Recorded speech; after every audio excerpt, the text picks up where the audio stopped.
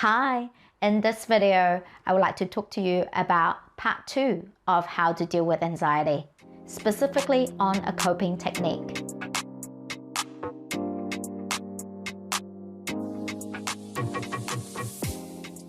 You're watching SU Coaching, and my name is Suki, and I am a certified coach based in New Zealand, and I used to be an agile coach working in technological companies, helping teams and leaders to perform better. And quite a few years ago now, I used to be a counselor on the voluntary phone line in New Zealand, helping people to understand their emotions and training other counselors to come on the line. Great, so dealing with anxiety, part 2, a technique that I would like to share with you today. So this is a technique called identifying your stresses and doing something about those stresses. So bringing your frontal lobe, the part of your brain that has logical thinking, that can have reasons, to the front so that you are not triggered by the amygdala part of your brain. What I want you to do now is to pause the video and identify what are the stresses that are in your life right now.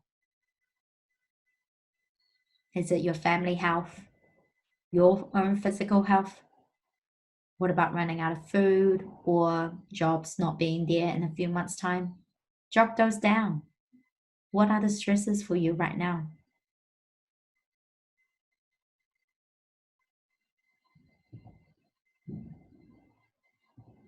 And what would like to say is that these are the common stresses that people experience. And I've run this workshop multiple times, and the stresses are very much similar at the moment about people's family, how are they doing mentally and physically, how are they doing individually as well as a person, do they have the financial security, is the job continuing, or they're having redundancies and have to manage with a smaller budget, or people feeling unsafe because things are constantly shifting, lots of uncertainties and change, and people want control over those uncertainties. So these are the common stresses that people are experiencing right now. So once you have identified your stresses, what I would like you to do is to do some inner reflective work.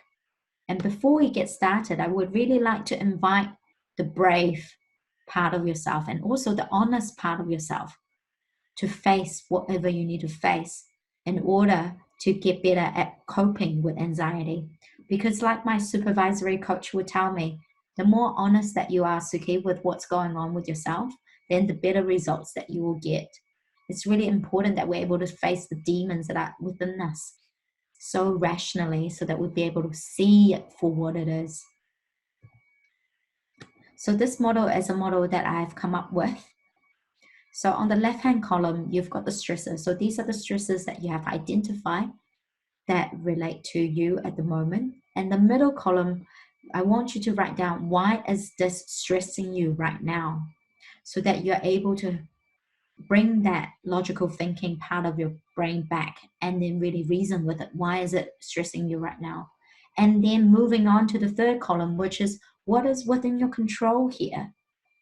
Really be able to sit with what is stressing you, why is it stressing you, and asking yourself, what can you really do about the situation? And if you cannot do anything about that situation, then the solution is to accept the uncertainty, accept that this is not within our power of control.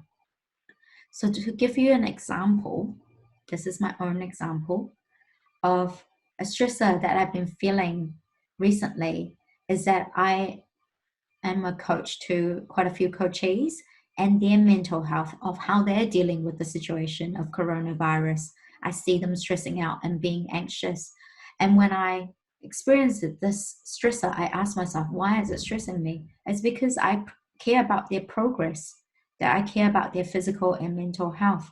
And when I thought about that, I was like, if they are feeling this way and they have the support of me, then the majority of the people would be feeling the same as well.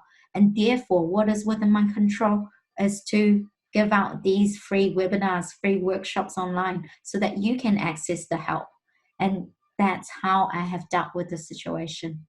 Another stressor that I've been feeling recently It's thinking about, oh my gosh, is the society going to get out of control because people are sick, people are not working, with the crime rate increase.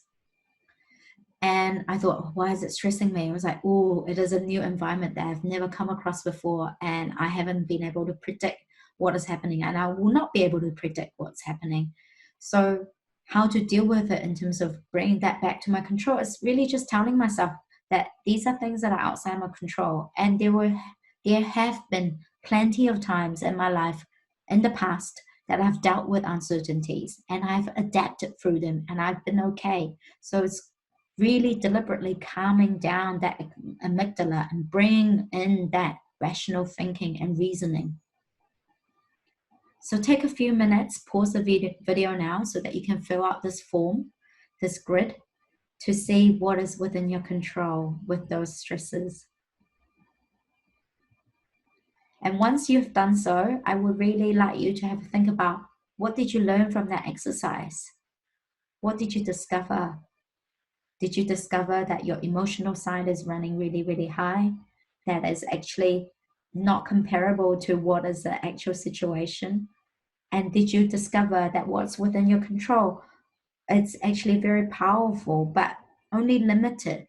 And if we can only focus on what is within our control and accept what is outside of our control, then we'll be much more calm with what is really happening.